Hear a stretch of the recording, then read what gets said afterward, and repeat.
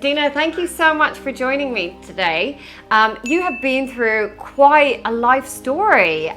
So tell me about early life for you. Start wherever you feel comfortable and tell me a little bit about what was happening when you were younger. So I think when I was younger, obviously we came to London as like refugees, from Kosovo. And I think when I was growing up, it's like there was a lot of stress, I think, in the house.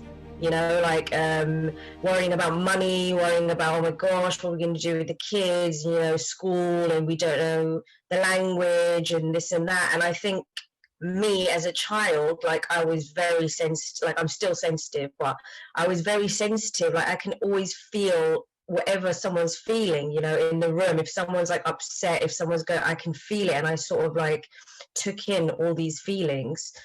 So obviously growing up, it's like I had to pretty much do things for myself, like I remember my parents had to like work 2-3 jobs, just to get through, and I would always have to go to school on my own, and the kids would have like their parents picking them up, and I wouldn't. And I think it's just what my parents had to do to get through.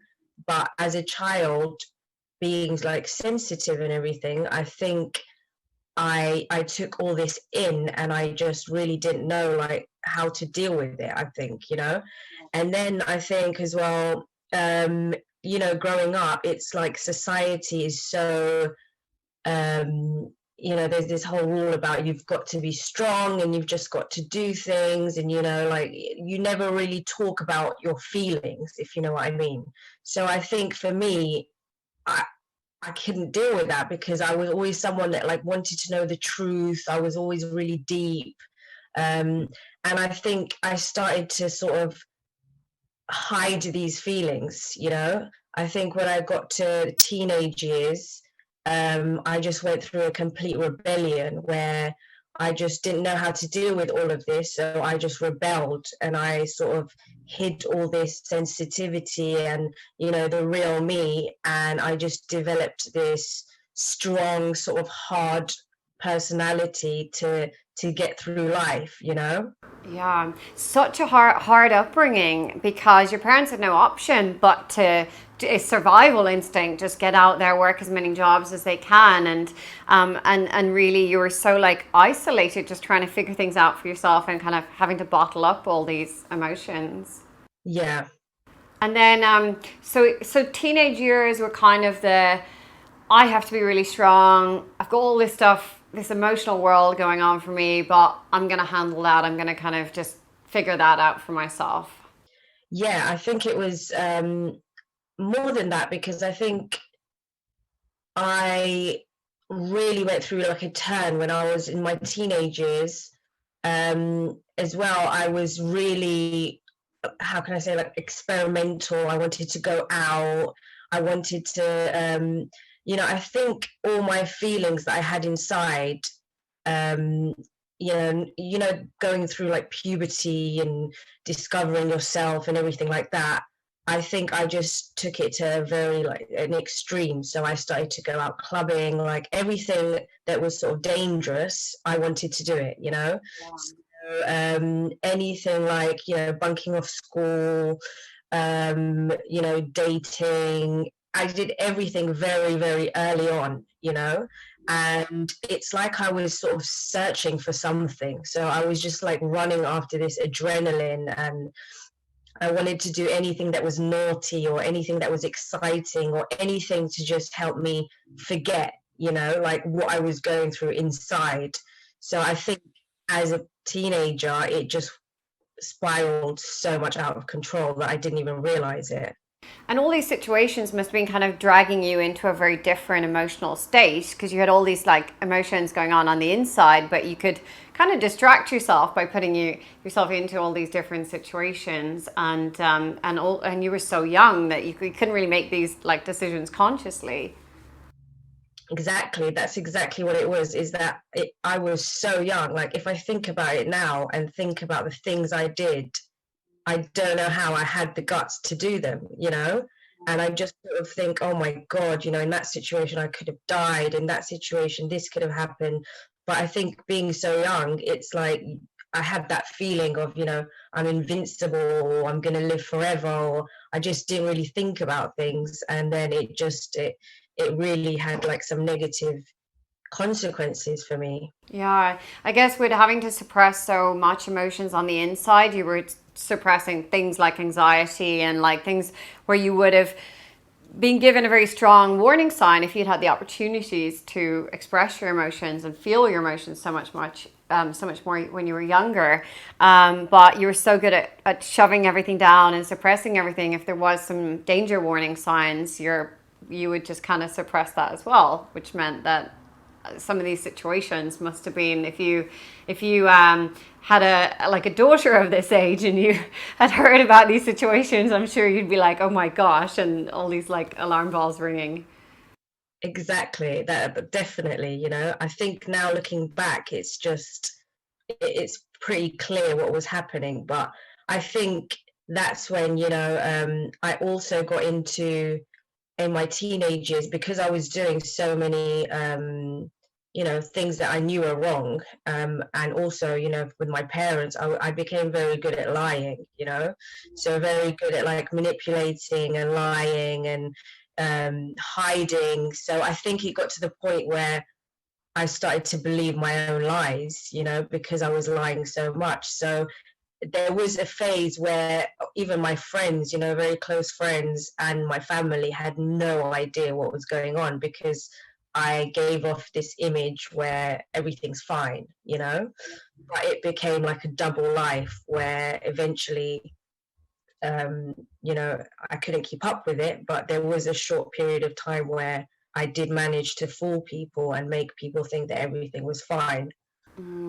How old were you when you felt you started to rebel? I think I was about 15, 14, 15. Yeah, that age where you get that kind of sense of wanting to break away from your parents and start really developing your personality and trying on different outfits in terms of personalities to see kind of what fits best. Exactly. I mean, yeah, that's exactly how I was. I went through so many phases, the emo, and I was like obsessed with emo and all that stuff and the music. And then it would be like 6 months later, I was like a Rastafarian and I wanted to listen only to. So I think it was like I really was trying so hard to find myself, and obviously I didn't find myself. I found the wrong things. Wow, wow. So tell me about as things started to really progress and get quite bad for you around that time. So obviously I started to, party a lot. I started to take a lot of drugs, and it started with smoking weed. But, I mean, loads of people smoke weed, but I was always doing it to not to have fun, but just to hide all these emotions. And then I started to get involved with a lot of the wrong people. And I think this was something as well where I always wanted to be around people that had problems as well, So I was attracted to, very dangerous people, people that weren't okay themselves. And I don't know whether it was to make myself feel like I was normal, but I just started to get involved in really the wrong crowd, And then I started to take, ecstasy, cocaine here and there, and then it became a more of an underground thing where I started to take heroin.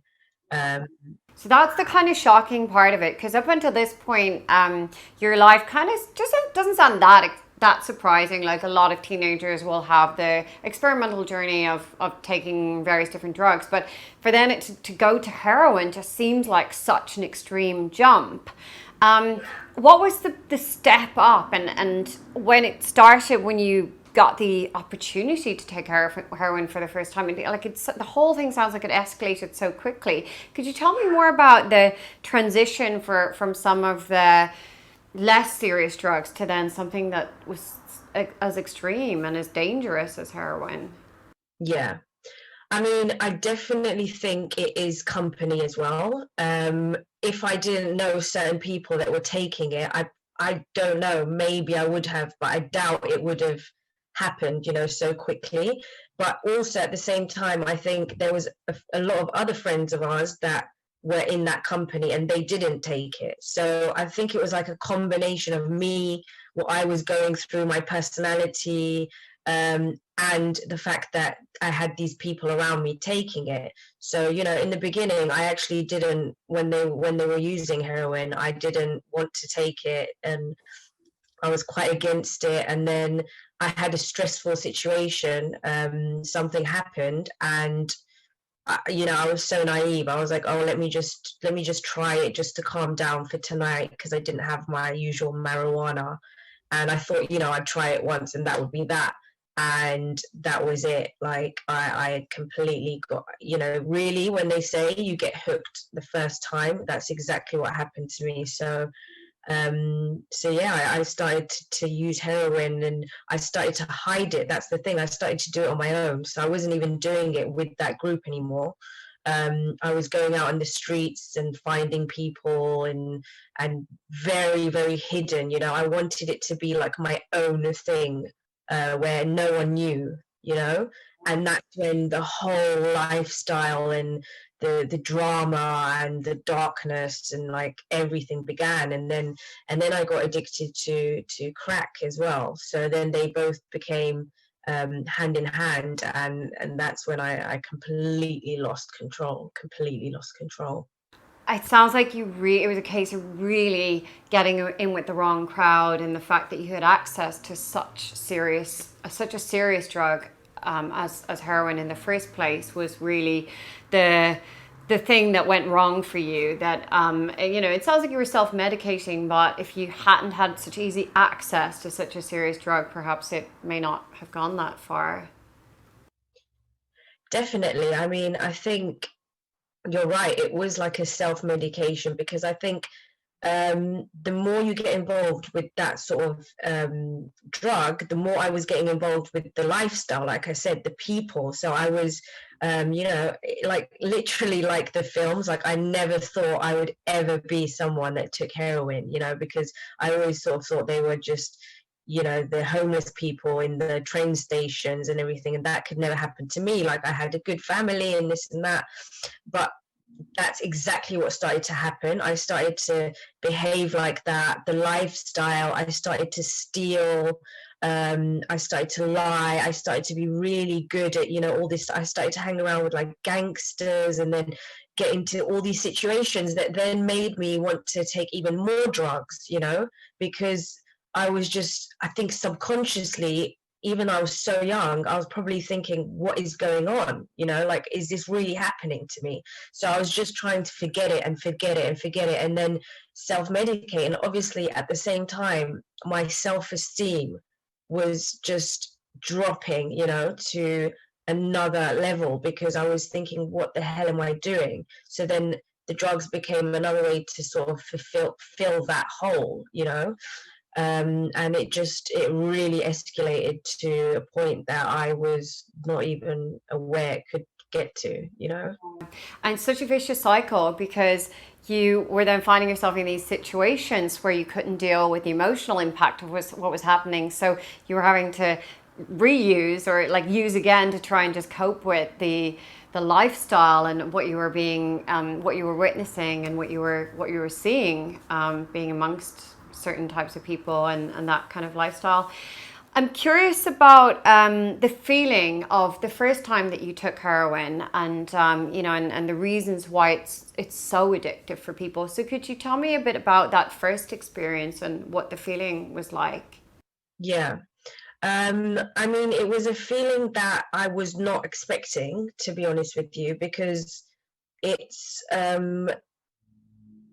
you know, I think you try all these other drugs like marijuana and cocaine and ecstasy and everything, and they're quite, you know, you know it's there, like it's there, it's intense, and you go through it and then it's done, and you're like, okay, well, let me just recover from that, you know. Whereas with heroin, it's so subtle, you know. It's just like, I can't even explain the feeling. It's just, you feel like amazing, you know. It's a feeling of euphoria. It's a feeling of you just want to do, let's say you feel like doing everything, you feel like going out. Like I remember when we went out and we walked for about 5 hours, and I think I spoke to I don't know how many people, and called up so many, you have all this energy like to do things, and it comes from just a place of love, like in a weird way. I know obviously you don't love life, but it's just like I can't even, it's so hard to explain. It's so subtle and so addictive, and you feel so good that there's no way you're not going to do it again, if you know what I mean. Yeah. So that kind of initial time doing it makes people extremely vulnerable to doing it again, because they have that experience, they know what it's like, and then it would be very hard for someone to say no to it a second time round. Yeah, exactly. So then tell me, how did it then move to crack for you? So obviously after I started to take heroin, and I was hiding it and everything, I then eventually told my mom. So I sat down and I told her, obviously, I had been hiding. She sort of found out that I was doing something, but she never thought it'd be heroin.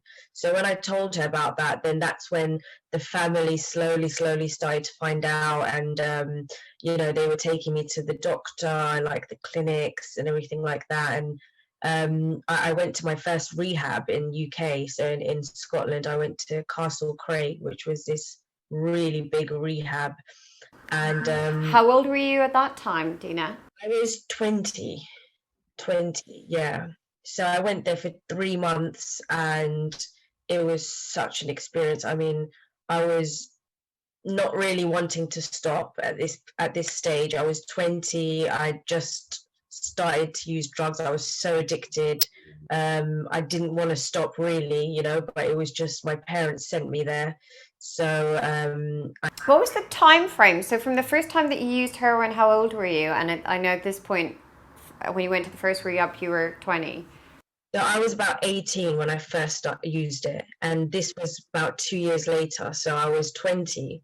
And I always remember this because when I went to this rehab, it was full of all sorts of addicts, like all walks of life. And you had people from Holland and Saudi Arabia and all stories. And, I remember for a 20-year-old, I was like shocked because I was hearing all these different stories and problems and people's lives and everything, and I remember that the psychiatrists there that dealt with me, they said to me, look, Dina, like you're 20, but you have a really, really strong addiction.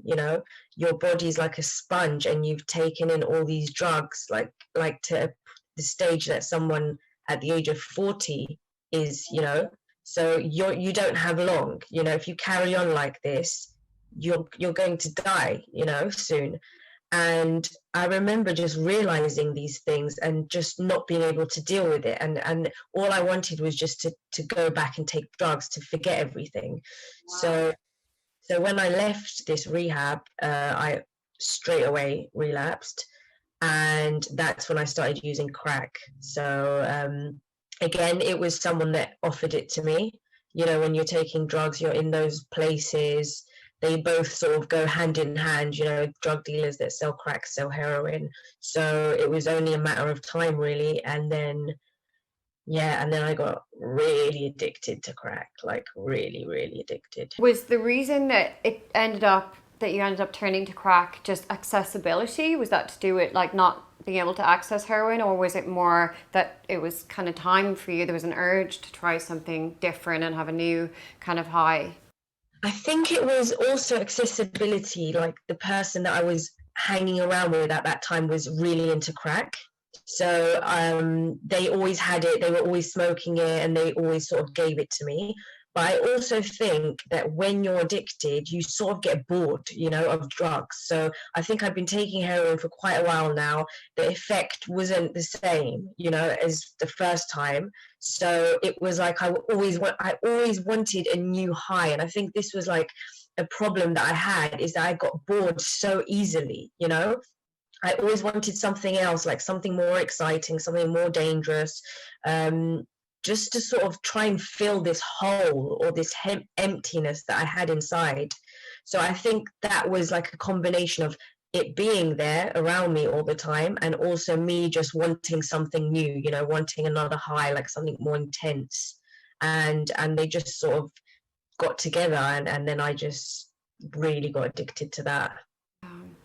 And what happened next for you?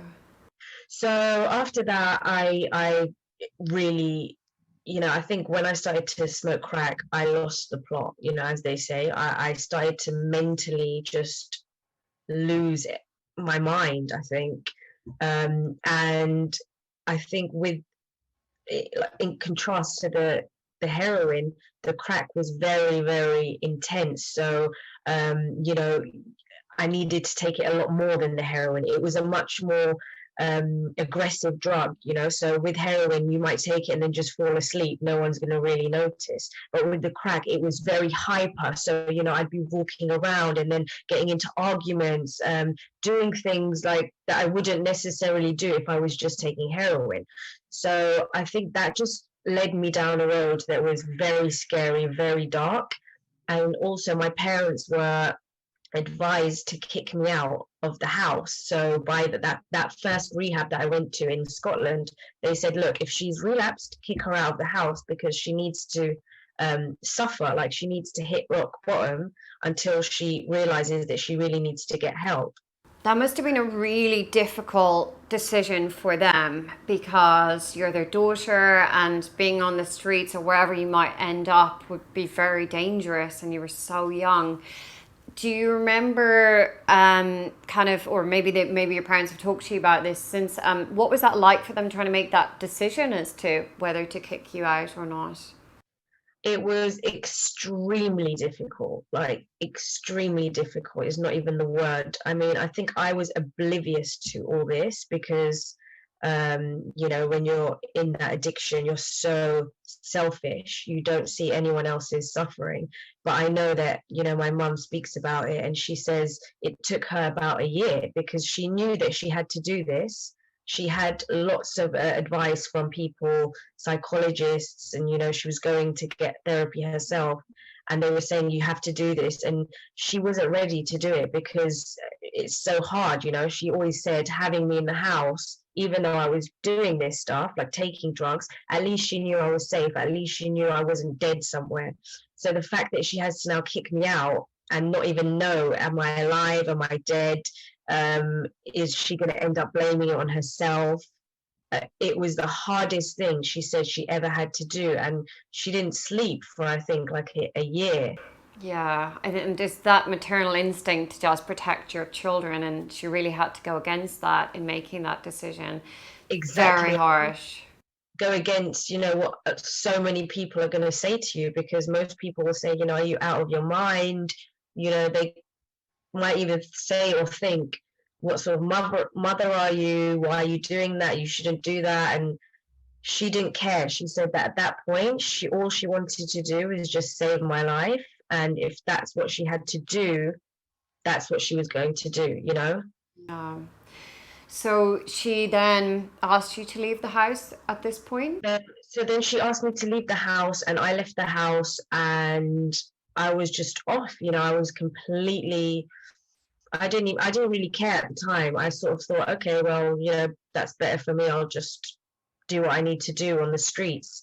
And I think I stayed with like a friend's first couple of days, and no one could put up with me, you know, even if you, my own mother, if you think about it, because you become this addict, you become this person that doesn't care about anyone, and you're hard to put up with. So I think I started to lose people, and I think it was really a turning point, because until then, you know, my friends would see me only at a party or only for like, you know, 5 minutes, and maybe see this other side of me that wasn't that bad, because I could be okay for like an hour or so, you know. But when that happened, I think people started to see the real me, and they saw that, you know, I was crazy, I was chaotic, I was, you know, doing all these bad things, and I started to lose people. So no one really wanted to speak to me anymore, no one really wanted to be around me anymore. I was on the streets. I was, you know, sleeping in public toilets. You know, I was sleeping in blocks of flats. I was sleeping at drug dealers' houses. You know, I was literally living like a dog, you know. And I think at that point is when it really dawned on me, and I just thought, oh my God, this is my life. What am I doing? You know. And I think what they advised my mum to do was starting to work, because I think until I was at home, I wasn't able to see that, you know, because I had my house, I had the room, I had the food and everything, and I could sort of be in denial about it, you know. And then I think one night, I always remember this, and I always tell this when I sort of say what happened, is that I had a really bad argument with one of the drug dealers, and I hadn't cried for about a year, because obviously I'd been taking so much drugs and just pushing everything down. And I remember after this argument, I went in the street and I was walking. It was about 3 o'clock at night, and I just started to cry, you know, so much, but literally from my soul. And it wasn't even about the argument that I had, it was just everything, you know. And I remember that I remember just looking at the sky and crying so loud that people were looking outside of their windows.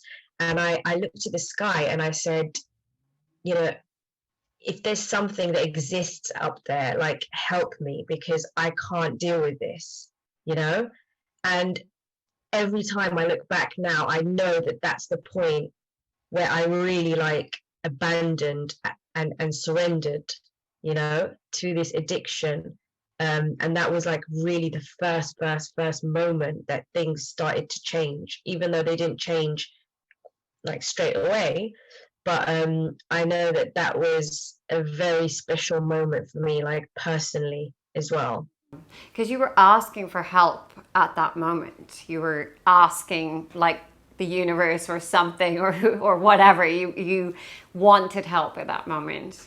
Exactly. Yes. It was like I literally felt like that was the moment that I surrendered. That was the moment that I realized, oh my God, I can't do this anymore, you know? And then what? So what happened? So after that, the next day, because obviously I was still on the streets at that time, and my mum was really strict with me. She said, you know, don't call me, don't come to the house unless you call me because you want to get help. That's the only point that you can actually call me. And then Wow. next day, she called me and she said, Dina, I feel so much hope. Like, let's try and get you to another rehab. And that's what happened. I basically went to another rehab. So my second rehab, which was also in the UK, it was in Oxford.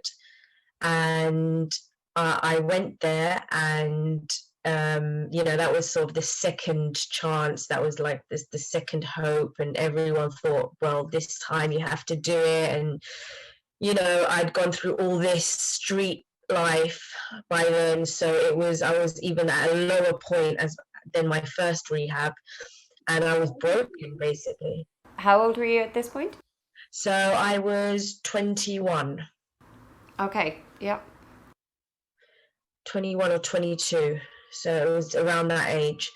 And I went to this rehab. It was a much smaller rehab. Again, it was in Oxford. And, you know, I think the thing is I went to these rehabs and they offered me sort of, you know, the medication and, you know, detox and everything.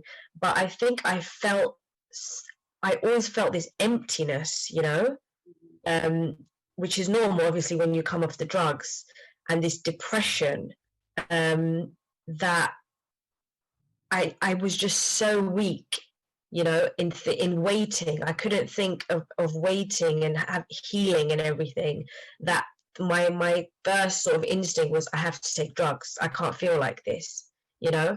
And I think I tried, and in that second rehab, it was really hard because I really had so much pressure, like obviously from people, but also from myself, to say, Dina, like, you can't like ruin this again, you know. um you can't do this again, and you can't disappoint everyone again, your family, like my mum, my dad, just seeing them so upset, it was honestly heartbreaking. And just that pressure of thinking, I have to do it this time, you know. When I was seeing that I just wasn't feeling better, it was really, really hard for me. And then one of I became very close friends with a guy in that rehab, and he overdosed. So I mean, no one knows to this day if it was on purpose, but he overdosed and he died. And I straight away used that as an excuse, you know, to run away. So I ran away from that rehab, and I relapsed, and that was really my lowest point, because I was so ashamed of myself. I was so disappointed in myself. And I really, like, genuinely lost hope at that point, because I thought, this is the second time I've tried. I've really tried. I can't live without drugs. Like, I can't actually live without drugs. I can't live with drugs. Look at the life I've had. Look what I'm doing to everyone. And I decided mentally that I would just take drugs until I die. So I sort of decided that I'm going to kill myself, you know, even though I knew that I would not have the guts to do it, and you know, in one way or another. I just thought, I'll just take drugs until I end this. You had no hope left for your life. Yeah. And then actually, like, another miracle that happened was that they found me in the street. So obviously I went back to London, and my brother, he found me in the street. So he was driving and he took me back to the rehab. But when he took me back to the rehab, I was already full of drugs. Like, I'd taken so much. And then I ended up overdosing in the rehab, which again is a miracle, because if he didn't see me in the street, I would have probably overdosed in the street, and then no one would have, you know, seen me. So sometimes it's just crazy, because I think, wow, I should be dead, you know. And they drove me back to Oxford to the rehab, and I went there, and obviously I'd taken so much drugs in the space of 3 days. I hadn't slept. I took so much that when I got there, I went to sleep. And usually in those rehabs, you know, you have your own room, you go to sleep, and that's that. No one will really bother you. But one of the guys that was in the rehab, he came to check on me, and I'd overdosed. The ambulance came, and they took me to the hospital, and I don't know, I should have died, basically, is what the doctor said. So I woke up in the hospital. My dad came there at this point, my mum as well, and I was just, you know, I had tubes up my nose. They had to give me adrenaline shots. I was basically out of it, you know, and the doctor said she's just one of those that survived, because she shouldn't really be alive, you know. At this point, my dad had heard about another rehab, which was in Italy and Croatia, and it was very different. So it was, you know, you don't pay any money to go there. You stay for a very long time. It was a Catholic rehab as well. No phones, no technology, no music, no therapists. It was just addicts helping other addicts. So the longer you stayed, the more sort of responsibility you'd be given. And my dad said to me, you know, I have to do something. When he saw me in the hospital bed, he said, I can't let you die, you know, like, I have to do something. So I think, you know, we laugh about this now, but he basically used the drugs to sort of trick me to go to Kosovo. And he sort of said, look, I'll buy you whatever drugs you want. Because when I woke up, that's what's so crazy about it, is that when I woke up, instead of being a normal person and thinking, oh my God, I've nearly died, what's going on? I just wanted more drugs, you know, because again, I just wanted to forget everything, and I wanted to end it, you know. I didn't care about my life at all at that point. It was just, I just wanted it all to be done. So I think my dad saw that in me, and he said, okay, I have to do something, because this girl's going to kill herself, you know. And that's when he said, you know, because I woke up and I said, I just want more drugs. Like, I just need money. I need to go get drugs. And I actually, like, left there going to get drugs. And my dad said, look, Dina, like, let's make a deal. I'll buy you drugs. Like, I'll buy you whatever drugs you want. And it's actually really funny because my dad's so strict, you know, he was always the one that I was scared, you know, like I was more worried. With my mum, you know, I knew I could sort of get away with anything. But with my dad, I was just a bit more, you know, careful and everything. So the fact that he was offering me to buy me drugs, um, you know, I'd never spoken drugs in front of him, never, nothing like that. He said, you know, like, I'll buy you the drugs, you take them in the car, but the one condition is that from that car you drive straight away, and we're going straight to the airport and you're getting on the plane to Kosovo. And you know, like now again I look back and I just think it's definitely something like a higher power that did all this, because um I would have never ever got on that plane. The last thing on earth I wanted was to go to Kosovo and be stuck with my mom and dad and no drugs and in a place where I don't know, and everything like that. I would have never ever agreed to that. But somehow, you know, through this drugs sort of route, I did it. Um, and you know, I remember just taking drugs in the car with my dad at the front, and it was so crazy. It is so crazy. Your parents are very clever. But they must, I mean, I can only try to imagine what they must have felt at that point. And they just seem incredibly determined. And I think that for a parent to be in that situation, like they just have no idea what to do. So for your dad to make that very bold move is just extraordinary. Yeah, no, you're right. And I think like that's why so much I feel for people that have those problems and addiction and don't have support, because I'm 100 a million% sure that I would have died if it was left up to me, because I was not able to get myself out of that situation, you know? You don't see what you're doing, you don't see the reality, you're just lost in this fog of addiction. So if it wasn't for them pulling me out by force, basically, I would have never ever made it, you know? So your dad had to bribe you into that situation to get you on the plane. So they took you to Kosovo. Yeah, so they took me to Kosovo, and you know, I was, they didn't even want to let me on the plane, the security, because I was obviously like, you know, I'd taken so much drugs. I was droopy, my eyes were everything, and I slept the whole time on the plane. And when I got off the plane, I was fuming. I was so angry. All the drugs had worn off. I was craving. I was withdrawing. I was realizing that I'm in Kosovo with my mum and dad. I've got no drugs. I don't know anyone here. They don't even have crack in Kosovo, you know. So it was like I was literally so angry. I didn't care. You know me, I'm a little bit like, oh, have a look, you know, if people are around, if they're looking at me and stuff like that. I didn't care. I was literally shouting. I couldn't care less who was looking at me.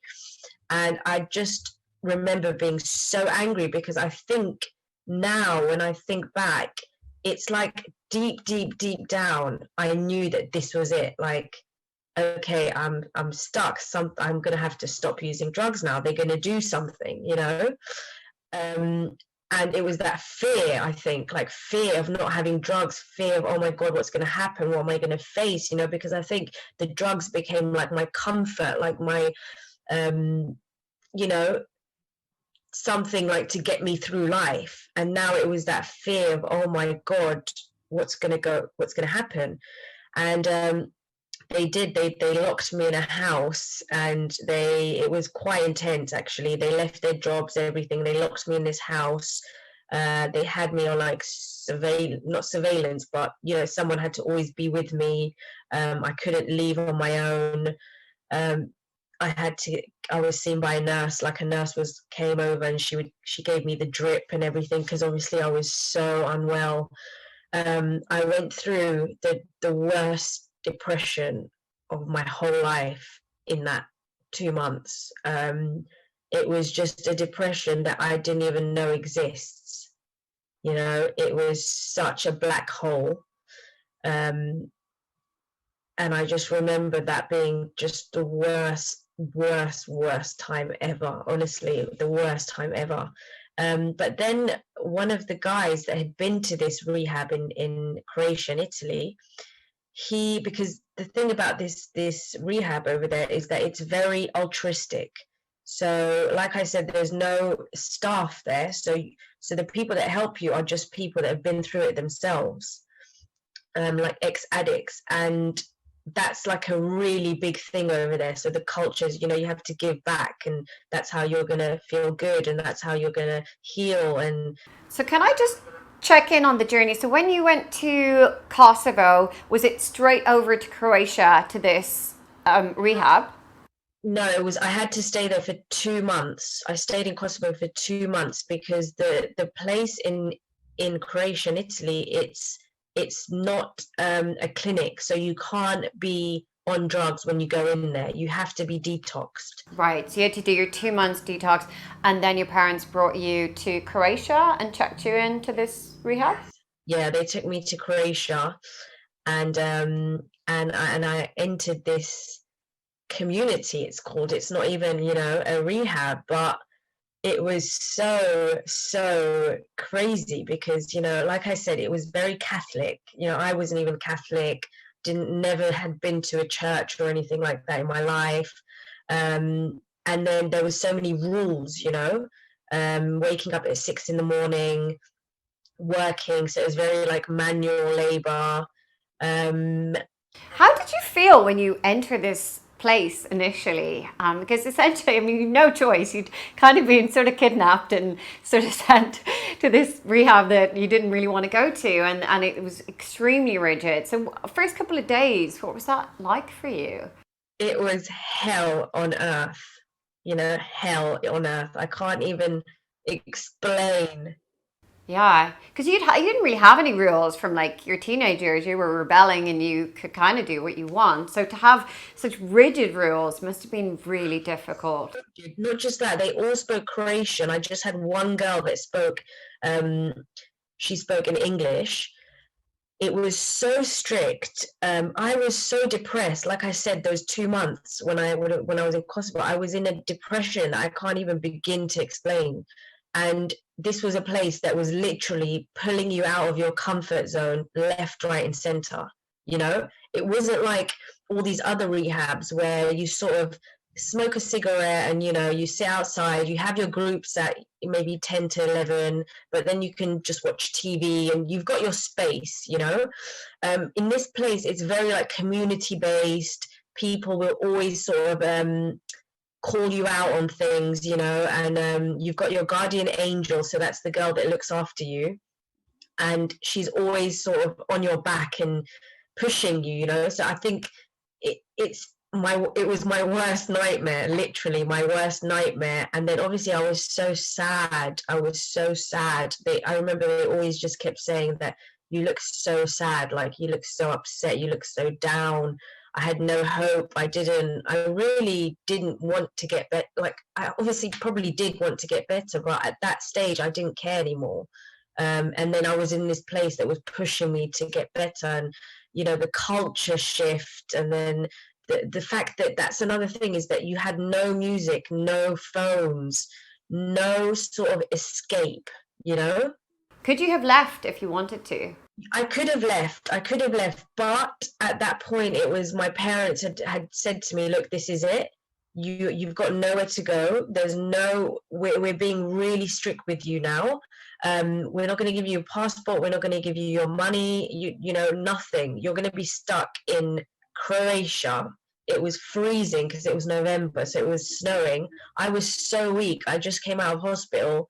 I had no energy, and I mean, I wanted to leave every single day, but I think it was just, I mean, to be honest with you, I actually don't, it's a miracle to me. This whole thing is, I still don't understand how I got here. Um, but if I think about it, it was probably just a combination of, where am I going to go? It was the third time I'm going in a rehab. No one wanted anything to do with me anymore. Um, I was physically tired to even try and like run and steal and find money and everything like that. And I just sort of gave up. I don't know. It was weird. I don't know. So then, did your perception of this place that you were stuck in start to change over time? It really took a long, long time. So I know for a year, I the first year was awful. I didn't want to be there at all. It was so difficult. We had to grow our own food, so we had to work in the garden and like dig and do all this manual labor. There was, it was a culture of looking inside of yourself, so there was a lot of truth and a lot of constructive feedback. Um, and that was very difficult for me, like when I started to see me and who I really am. I think that was harder than stopping the drugs. So, can you give me an example of that? If you kind of were not being whatever way someone thought was negative, or what you're doing something kind of negative, someone then sits you down and kind of has a kind word with you and sort of points out like how they perceive you to be, how they perceive your behavior. Yeah. So, like, you could be working and someone would come and they'd say, um, okay, so you're taking all the jobs that are trying to make yourself look better, and you're not doing the right thing, even though you know that you should be, all these little things that we don't really realize we do sometimes. There was someone calling me out on it and, saying that and sometimes it got really deep. For example, they would say stuff like, you're acting superior, you're feeling inferior, or sometimes that maybe you're jealous that you didn't get this job with this girl. So all these deep feelings that we go through that we don't even realize that's what we're feeling. I mean, to be told by someone that that's what I'm feeling, it was so difficult for me. So, a lot of interpersonal growth. Yeah, so definitely it was about working together. So you'd have to be with someone and you'd have to do a job together. You'd always end up at the end of the day like sharing with each other. So you'd say like, oh, when you did this, like I felt this way, or sorry. A lot of saying sorry. So that's something that I never really. Everything was just pointing the finger at someone else and saying, well, she did this and she did that and they didn't do this right and they didn't do this right. And it was people starting to teach me about, hold on, look at your part.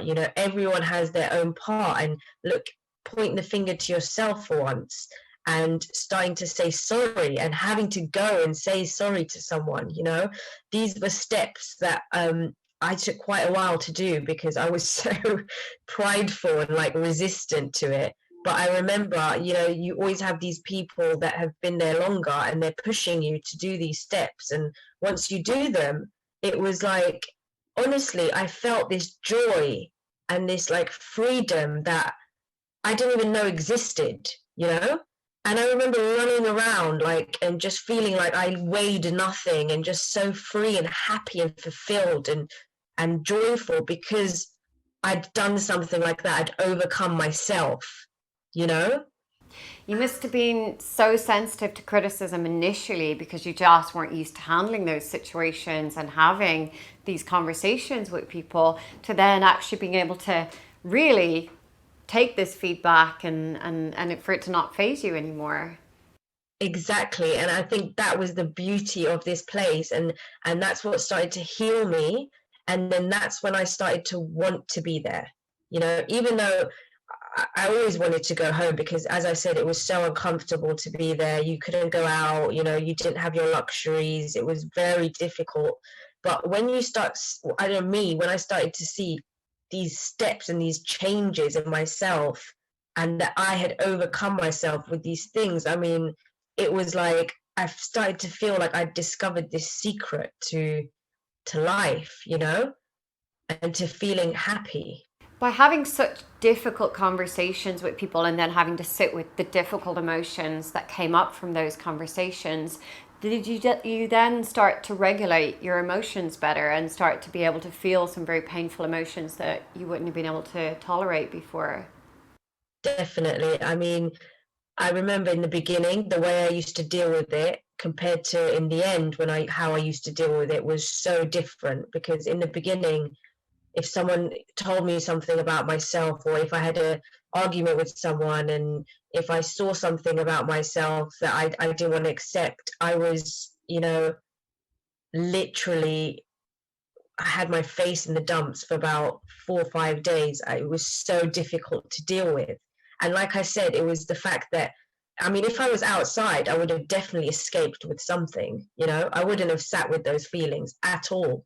I would have either, I don't know, probably gone out clubbing, or went shopping like all day, or went to my friend, and I don't know, I would have done something to just forget, but I couldn't there. It was like in my face all the time. And I remember dealing with that and sitting with those feelings in the beginning. It was so raw. I was just so, because obviously, I was sensitive, and the reason why I took drugs was because of I didn't know how to deal with all these feelings. So when I started to keep doing it and getting stronger and stronger, I started to feel so good, and like good about myself, and it just gave me hope back, and all these things that just contribute to my overall happiness and my overall healing. Did you do you remember a point where you started to think about your future and look forward to some things that you wanted to do in the future? Yeah, yeah. So I remember, because they made you work with the kids a lot, because obviously there was some girls that came in with their children, and they had problems. And if you'd been there for quite a while, then you were given more responsibilities, because you'd obviously gone through it and you'd healed. So I had to look after the children of the girls that were new. And that was an amazing healing process for me, because obviously I'd never really had children around me. um, and I think when I was taking drugs, the funny thing is that I was always really quite offish with kids. I think I didn't really have like a maternal side that much, or I don't know, it's really weird.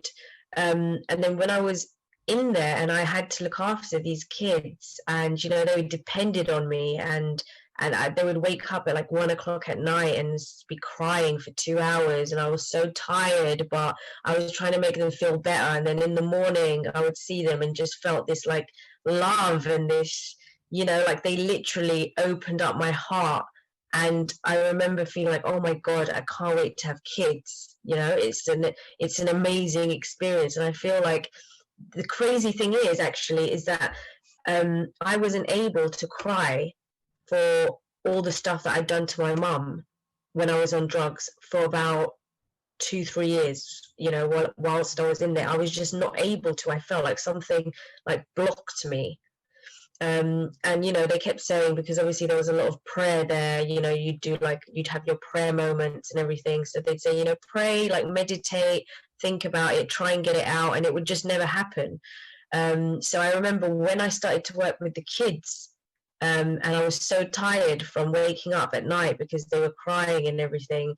I think it was the combination of being tired and all that, but I remember crying for the first time about my mum and what I don't know whether it was because I was thinking, maybe she did this for me when I was a baby, but something clicked. Like it was like a key that went in that moment, and I remember learning and just thinking, every moment, like every healing has its time, because I just felt like some things I wanted to heal them straight away, and things about my past, and I was like, why am I not crying about this? Why have I not dealt with this? And then I just saw there that it's like everything will have its moment. And if you can't feel empathy for yourself, you can't feel empathy for others. And up until that point, it seems like you couldn't really have empathy for yourself because everything was so blocked. And then all of a sudden you had empathy for how tired you were and how much work you were putting into these kids. And you started to actually feel empathy for you, and then start to feel empathy for your mom and for other people. Exactly. That's definitely it. There was definitely a big block with me, in the first couple of years, which is I mean, when I look back now, I remember thinking that remember thinking, I'm never going to cry about this. I'm never going to heal, you know? Um, What was it like when the tears came? it was so amazing. Like, so amazing. Like, I think the joy that I have now is from all these moments of just, sticking with something and not giving up, because, not just thinking like, oh gosh, it's never going to happen, let me just forget and go back to, but actually like going through the pain, like just waiting, being patient, and then life making these things happen spontaneously through, look, this baby, which I would have never thought was how I would start to think something about my mum, but when it happened, I just remember feeling so joyful, like a light, literally a joy that's full of light and full of hope, and like very nice.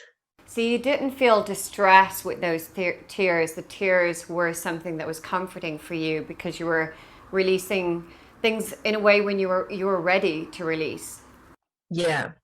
I mean, I think when I cried that night, I did feel pain, thinking my mum, thinking about like, oh my God, she did this for me, and look what I did to her, like she woke up, she looks at, like, just realizing what it takes to look after a baby, I think, and then realizing that I was her baby, and what I was doing, and thinking what she must have gone through to see me doing that, that night was very painful. So when I was crying, I felt the pain, but I think the next day I just felt so light, And at that point, you were ready to feel pain. Yeah, exactly. Exactly. What happened next then? At what point did you kind of start to feel like, oh, I might leave this place sometime? So I think because I got baptized there as well. And then I think I stayed on to volunteer. So I said, okay, I want to give back, what I've taken. And I stayed for like 2 years extra, and I helped the responsible of the house. So I helped her to manage the house and all the new girls, and all the families, and it was a lot of work. So it went like this, literally, because from the morning till the evening I was constantly doing so much, and it was very fulfilling and happy. So it was never this where I was thinking, okay, I want to leave now, how it was in the beginning. But I started to think about, okay, I want to go back and finish my degree. So I'd started a degree in psychology, which obviously I left. I didn't finish that at all. And I felt like, it's weird, but I just felt like everything that I was slowly healing, um, it got to the point where, okay, I feel like I'm done now. The healing that I can get in this place is done. There's definitely more healing to do, but it's not going to be here, Yeah.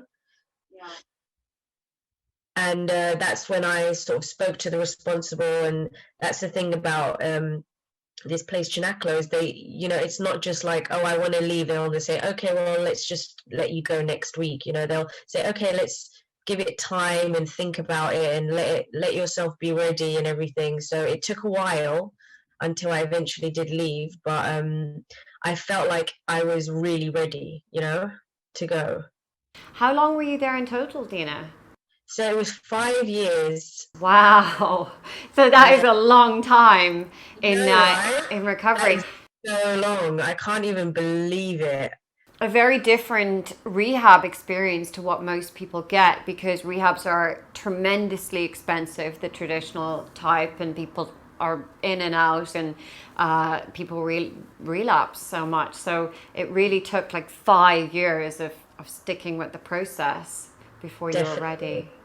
Definitely. And if I think back now, I always wanted, the quick fix, sort of, um, I can't be away for that long, or I need to do something where it's just 3 months, maximum 6 months.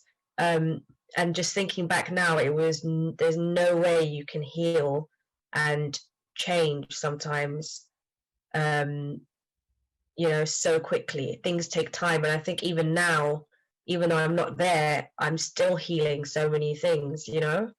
It's an ongoing process.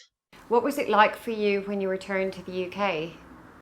It was so crazy. It was very, very, very difficult for me because I had been basically in, a black hole, in terms of society, because I had no idea what's going on. I wasn't watching the news, technology, the iPhones, for example. When I went in, everyone was still using the Blackberries, and Instagram, all this stuff wasn't really big. It was. Had you really not seen a phone for 5 years? No, I hadn't used a phone at all. No, nothing. No phone, no internet, no TV. Um, we were able to watch films once every 3 weeks, but it was like on a big projector. Wow. Uh, yeah. So it was like very, very, very, very, basic stuff, and no newspapers, nothing like that. So, when I found out, for example, like President Trump was the president, I couldn't believe it, because I was just like, what? All this stuff was so crazy. I think that was why it was so difficult, was coming out. It was such a clash of culture and everything, and just lifestyle. On top of that, I felt very alone in the beginning, because it was such a close knit like community. Everyone was very talkative because we didn't have phones and stuff. It was very, very social. We'd always like have breakfast and lunch, and we'd learn to speak to each other, all the time. And then coming out and being on a train or something, and no one would even look at each other. To me, it was absolutely crazy. I think now I've got used to it, but from going to a place where you never leave that place, so you're always there, and it becomes so normal, like normalized. Coming back out, and then all these differences, and seeing things in people that they weren't, people outside out here are not really always open to feedback or honesty, like they are over there. So I had to really readjust. It's interesting because you went in addicted and you came out to a world of people addicted, because people are now addicted to screens far more than they ever would have been when you went in. So you're now kind of having to deal with like everyday addicts who are just addicted to bad behaviors, and of escaping in their own kind of their own ways that wouldn't necessarily be classed as addiction. It must have been frustrating for you to see how we were all behaving when you came out. Yeah, I mean, it definitely was. And I think that's what was hard as well, is that before I went in, I was on my own, in the sense of I was in a worse place than everyone else. And then I came out and I felt like I was in a good place, but not everyone else was.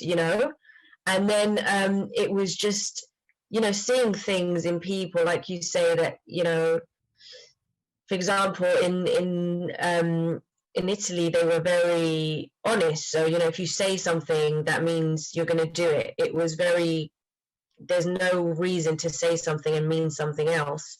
Whereas outside, it's like that a lot. So I was so confused, like, why is this person saying something and meaning another thing, or this person's not okay, or, wanting to sort of help people, and understanding that you can't, not everyone wants to be helped. And even with family, and just like accepting my family, and accepting that they also haven't been on that journey of self-discovery, or dealing with themselves, so having to be patient, and It was very, very, very difficult for me coming out. And that's so interesting. I've never heard of anyone who's come out of a rehab setting saying it was hard because of the way people are. They always say it was hard because I was tempted to use drugs again. So that just tells me like the journey you had been on, you were so recovered that actually just adapting to the world was the challenge and not actually the challenge of relapsing. Yeah. So basically in Italy, when you're there for 2 years, you go on a verification, which is 1 week where you go home just to test, like, sort of what you were saying about how you feel about drugs or how you feel about temptations. And I did that about 3 times, so I was able to see, and I think it was another thing is that I had to sort of build back trust in myself, because I didn't know how I felt, with drugs and everything. I felt like I don't want to take drugs, but I don't know. I'm worried. So I think when I came out, every time I was just sort of like regaining trust in myself and saying like, oh, look, Dina, you didn't do anything silly, or, you could have done this, but you chose not to. And that's what sort of made me regain sort of trust in myself and realize that, the drugs and everything like that they were a consequence, of the way I was with myself. And that what I did in Italy, um, which was another crazy thing. For example, if I think about it, there was girls that I was in there with for a very long time, and I don't even know what drugs they took, you know? And I just think to myself about all the other rehabs, about the first thing we wanted to know about each other was which drug did you take? And, we were sort of labeling ourselves as that. And then in Italy, I realized that that wasn't the issue. It was like you say, everyone has their own sort of addiction and their own, problems and everything. And I think that when I was in Italy, I really learned to heal like my core self. What are you doing now in your life? So obviously I left Italy, and I was really thinking, everyone was thinking, not just me, just, oh God, what is she going to do? I was actually like mentally preparing myself to work in McDonald's or something, because I just thought, I've got no education. I've done 2 years of psychology, but I haven't finished it. All the jobs I had were sort of bars and retail, and I was never able to keep a job. And I had debts as well, so my credit card wasn't even working. I just came out and thought, gosh, I'm literally starting from zero. We moved house as well, so I was in a new neighborhood, didn't know anyone. And I started to work. So it was through a family friend, and I just worked so hard, and I realized that I've got so many gifts, when it comes to working. And I took that as like a personal challenge to prove to myself that, okay, maybe I didn't work before, but I'm going to show myself, first of all, how well I can do. And then I went back to university for my last year while I was working, and that was an absolute experience, because I was learning about addiction, I was learning about all these things with such a different headspace. Learning now, it was so much more fulfilling and interesting. And then to do my dissertation, my third year dissertation, I decided to do it on the rehab in Italy. So I had to go back there and get questionnaires done and do a study about addiction and spirituality and altruism. And I always thought I was going to fail and I'm not going to be able to do it. And, after all the drugs and not being able to read for such a long time and forgetting how to use technology, I had so much self-doubt, and it made me work harder, I think, like when I had this doubt. And then doing it and doing so well, like, it was a healing for me, literally. It was like going back to where I was, where I'd done so many bad things, and bringing something good out of it was just something that gave me so much healing. And I even wrote in the dissertation that I asked my professor, I was like, could I write that I'd been there, can I say that this is, and he said, yeah, you should, you should write it. And actually, when I got my result, he said to me, my professor, he said, you know what, it's one of the only dissertations where I actually let a tear out when I was reading it, because it was so like close to me, it was like my life basically. Now I'm doing a lot of work with Cenacolo, so it's this rehab, and I help the other people that have problems, like getting them ready to go to this place. I prepare them and like paperwork and just speaking to them and mentoring them and their families, and it gives me so much to be able to do that. The lady who founded this place in Italy, she said that people who take drugs are actually very, very, very special, not that they're special, but they have a very large sensitivity, which is why they take drugs. So that sensitivity, if you turn it into something good, that's why we're able to help people so much, because we can feel, other people. And I think like when that starts to change and you treat these people not as what they're doing, so they're stealing and they're this and they're that, but like believing in that goodness in them, then things will start to change, and it doesn't become like a role sort of thing, like you're the addict and I'm the good one that's going to help you, but being like face to face and sort of on the same level with that person. For example, in Italy, they used to, after a while, give you a lot of like responsibilities, like entrust you. And that was a healing in itself, and they always say, because you're used to, I mean, they trusted me more over there than my family did here. When I came back here, my family straight away in the beginning, they were like, oh, I don't know if we can do this with her, or should we let her around that and everything. And that just puts you back into that role and makes you feel again that you're, this addict who's going to do something wrong. But when someone believes in you and they trust you and they say, look, you are going to be responsible for this, and you're going to look after this new girl and be a guardian angel, you start to have that trust again in yourself and that belief in yourself, and you say, well, if they believe in me, then there must be something. How do you feel about like the person that you used to be and where you are now?